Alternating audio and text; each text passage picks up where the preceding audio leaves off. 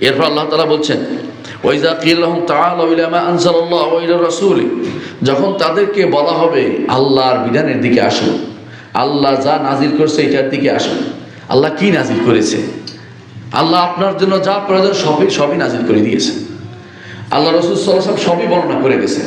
কেউ যদি মনে করে ইসলামে আমার সমস্যার সমাধান নাই, তাহলে সে ব্যক্তি কাফের, সে ব্যক্তি কোনোদিন ঈমানদার থাকতে পারবে না। কারণ ইসলামকে আল্লাহ তাআলা পূর্ণ করে দিয়েছেন। ইসলামকে আল্লাহ তাআলা নবী মুহাম্মদ রাসূলুল্লাহ সাল্লাল্লাহু আলাইহি ওয়াসাল্লামের মাধ্যমে পূর্ণ করেছেন। এর আগে অন্য কারোর জন্য এত পূর্ণ ইসলাম কোনোদিন আসেনি, কিন্তু আমাদের নবী মুহাম্মদ সাল্লাল্লাহু আলাইহি ওয়াসাল্লামকে আল্লাহ তাআলা ইসলাম পূর্ণ করে দিয়েছেন। আল্লাহ তাআলা বলছেন, আল-ইয়াওমা আকমালতু লাকুম দীনাকুম ওয়া আতমামতু আলাইকুম নি'মাতি ওয়া রাদিতু লাকুম ইসলাম দীনা।